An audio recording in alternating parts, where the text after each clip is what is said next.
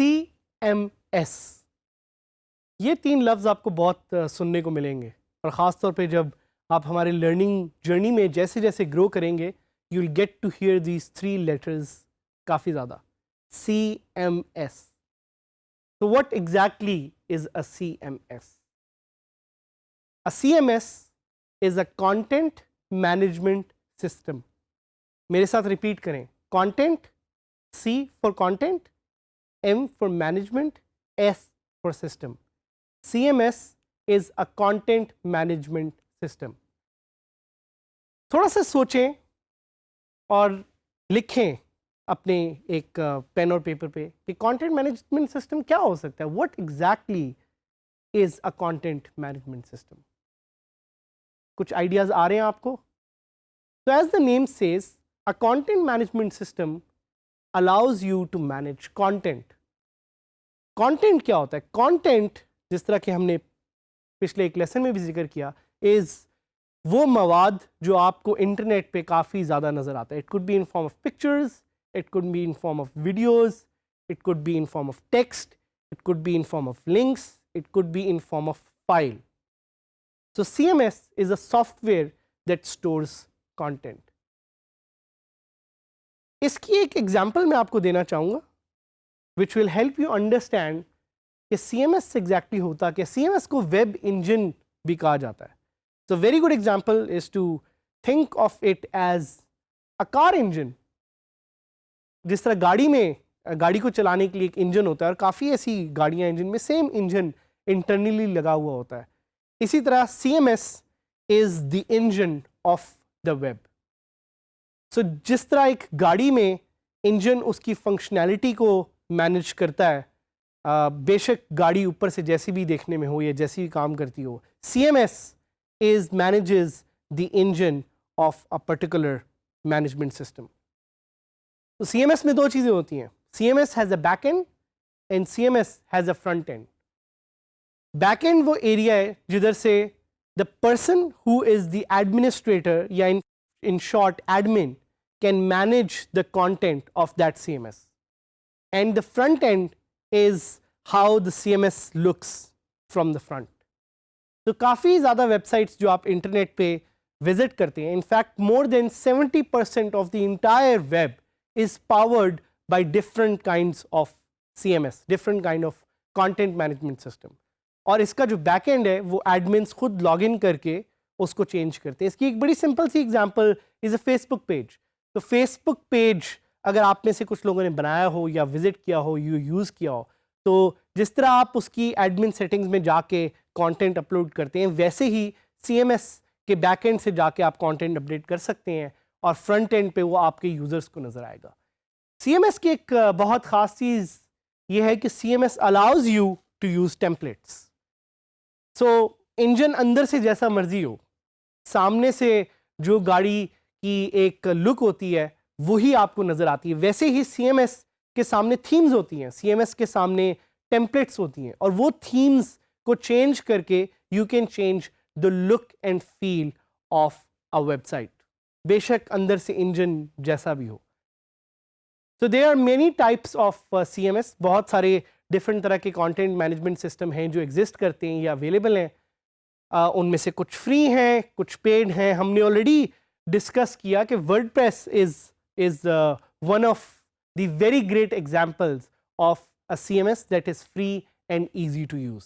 And WordPress का ही ये कोर्स है और इस पर हम यही एक्सप्लोर करेंगे कि वर्डप्रेस को यूज़ करते हुए आप कैसे नई वेबसाइट्स बना सकते हैं, फंक्शनैलिटी अपडेट कर सकते हैं. But again it's important to know कि CMS की क्या ख़ास फीचर्स होती हैं. तो CMS usually has great SEO features. SEO का एक कोर्स भी है DG स्किल्स का जो आप ले सकते हैं और उसमें भी कुछ CMS का जिक्र है.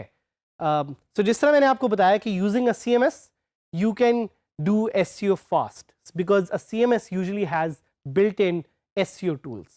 SEO से मुराद सर्च इंजन ऑप्टिमाइजेशन.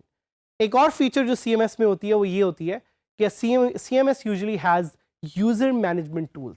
तो अगर आपके बहुत सारे यूज़र्स हैं, लेट्स से आपकी एक सब्सक्रिप्शन वेबसाइट है या लोग आपकी वेबसाइट पे आके कोई परचेजेस कर रहे हैं, आप उन यूज़र्स को या उन परचेजेस को मैनेज कर सकते हैं thanks to a CMS and the built in feature it has.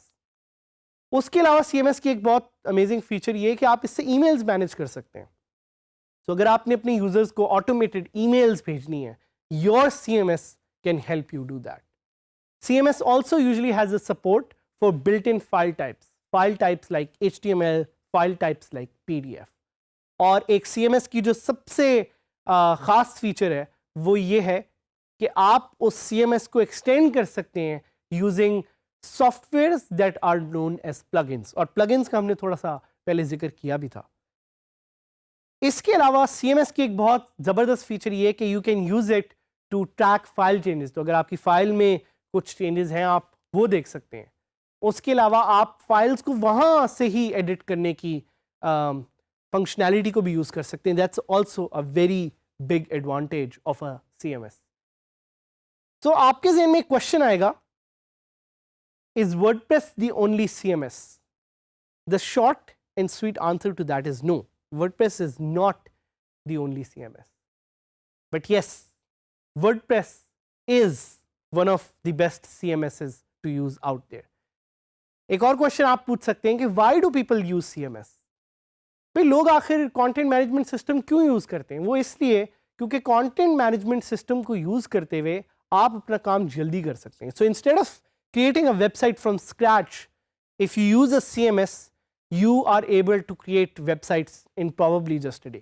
So people use it for ease and for comfort and for speed.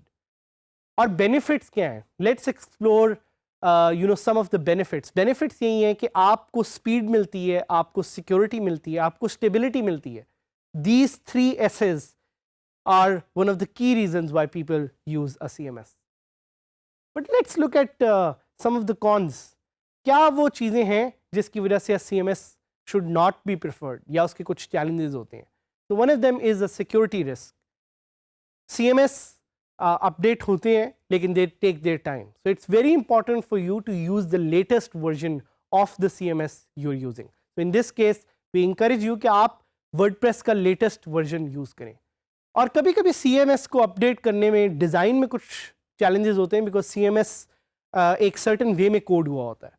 तो ये एक और चैलेंज है CMS का, is the difficulty in design. और ऑब्वियसली कुछ functionality limitations हैं जो आपको फेस होंगी while using a CMS, but we'll give you some of the best tips in this course, so we'll make sure that you make the most efficient use of WordPress as a CMS.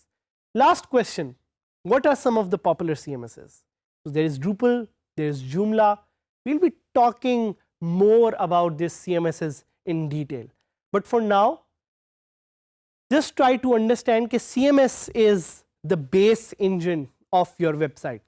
A CMS will help you do automated emails, a CMS will help you connect your website to social media, a CMS will help you with user management, a CMS will help you with content management. So we'll get to learn more about CMSs in the future, in future lessons, and specifically how to use WordPress effectively as a content management system.